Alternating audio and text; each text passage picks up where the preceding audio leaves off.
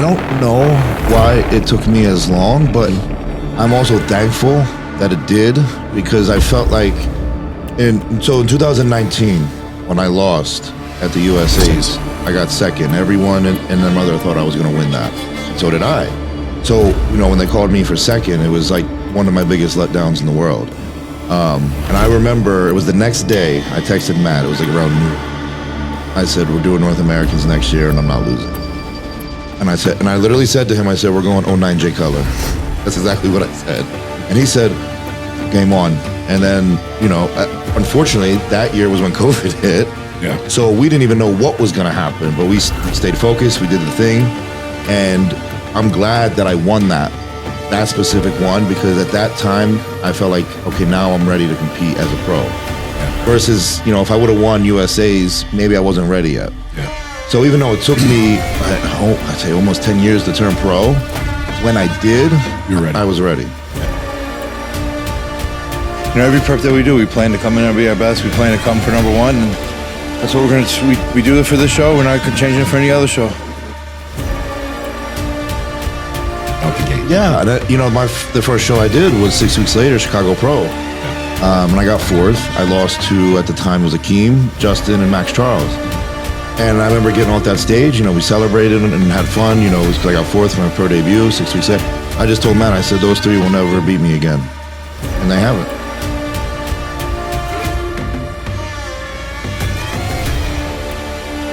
I know there's, people expecting me to be great, expecting me to look better than New York. And that does add pressure, for sure. But I thrive off the pressure.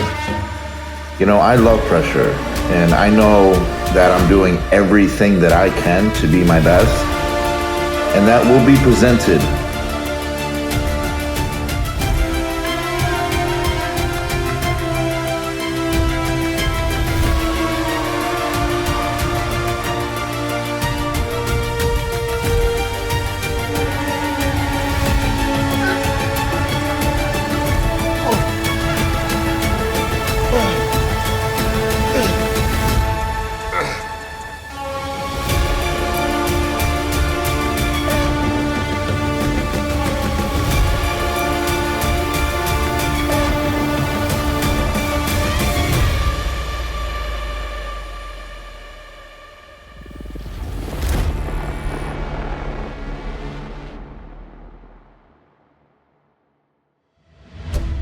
I had very big goals at very young. I stopped playing all sports, which at the time, my mother also was not happy about it, because I was really good at baseball. Mm-hmm. Baseball, she thought I could have gone somewhere in baseball, but I got bored of it.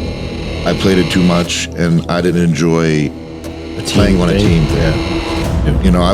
It's not to sound like an asshole, but I was one of the best, and if I lost because of somebody made I was not a happy camper.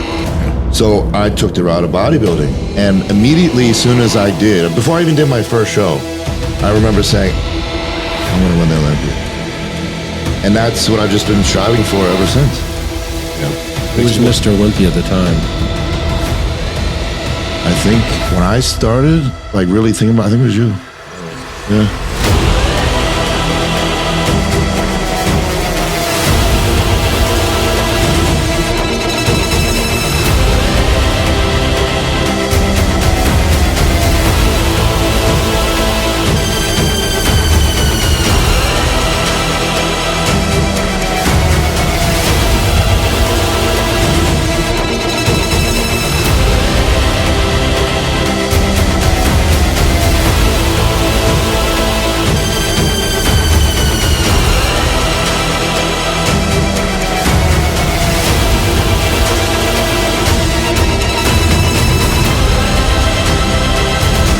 There was one person that I focused on, and that was the unbeatable, right? Is anyone unbeatable?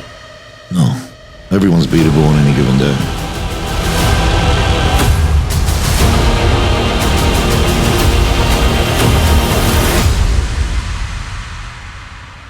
Definitely say, one thing we hear about Nick constantly is, he doesn't need more size, but unfortunately, he needs more size in certain body parts, in his opinion, to even off, right? I mean, it's like saying, people say he needs more sweep on his quads, which means he needs to have bigger legs, you know, or the shape needs to be different. And, you know, Nick went from being, you know, more of a freaky bodybuilder to having, you know, a crazy shapely front double bicep, you know. I mean, being able to sitting on the abs, I could never do that. So a lot of the poses, you made a lot of adjustments, which I'm sure you worked on. The last picture we took before Nick got his tan before the finals, where he placed third at the 2022 Olympia. That's now. You know, that's what people don't understand is, like, you can go to the gym and you can train, and they think that you just go in there like a robot and you don't think about anything, but you actually have to. It's almost like a rule book of, like, I need to train this way, and I need to, with this body part, have a certain, you know, position of the body and push certain ways and contract certain ways. And like you're talking about, I mean, you might, you know, your shoulders may overpower your chest, or, you know, and that pose, you know, you want to dominate those poses. It's like your legs, like how thick more can your legs get from the side, but you still need to work on that outer sweep, which I'm sure there's progression in that, right? I mean, that's what the key is. But I just asked you about your arms. You know, I got to do back and biceps today. I'm thinking, you know, your arms are a legit 24 inches, right? Pretty much, you know, mine were 22 and a half, which, you know, as a pro bodybuilder, we don't really tape, I know.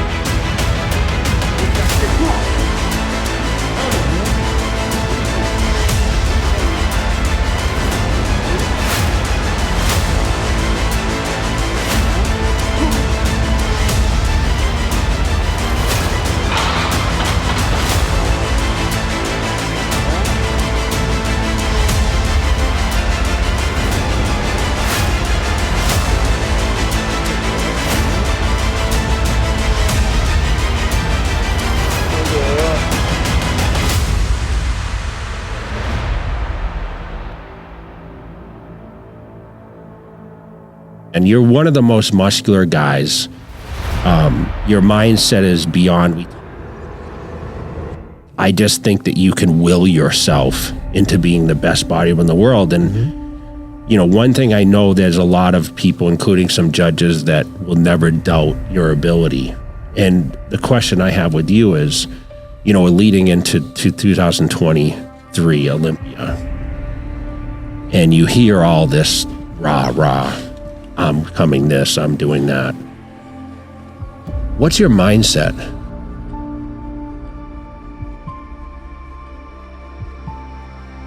I went to this prep, went to this show, expecting to be number one. I want to be number one, and I plan on being number one tomorrow night. Okay, 283 this morning, not too bad. So I think it was 282 yesterday, I believe. So that's not bad. Look, I know I don't have the best genetic as far as aesthetics go, but those things are improving. I'm also finding ways to pose to hide those flaws. Now, in my opinion, if I have the Arnold conditioning with the Olympia fullness that I had and combine those, I believe I will win without a question. I get up at the same time every day. I do cardio at the same time every day. I eat at the same time every day. I train at the same time every day. I go to bed at the same time every day. You know, I FaceTime my mom at the same time every day. Everything I do is the same time every single day. And I said this in a post, and I believe that's what needs to be done to be successful. You know, I know, you know, some people train at this time and then the next day they won't train. I don't like that. I need to have a set schedule every day. And I believe that's what creates success, because once your body gets into a specific routine, it begins to thrive off that. Once it, you know, adapts to it, and then the results just become endless. Your body starts functioning, starts moving. And that's the way I live. Like, when you hear the talk, because you scour the net, you watch the pods, you're on them. You just had some competition here of the guy that they're saying is going to be the next heir apparent, right? And you're saying not yet, okay? They counted you out when you went when you got fourth. And they counted you out now, you know, after you get third. You said there's only a couple more positions to go. I was second for many, many years. Every year I heard about a new guy. You know, I went through Gunther and Gustavo and Dexter and the list goes Still on. even in the beginning, yeah. There was one person that I focused on, and that was the unbeatable. I'm a freak, I'm a mass monster, but I'm still trying to shape. I'm still trying to change that. So why would I want to overdo it and keep force feeding and adding all this unnecessary weight? It's just not, it defeats the purpose. Please welcome the mutant, Nick Walker.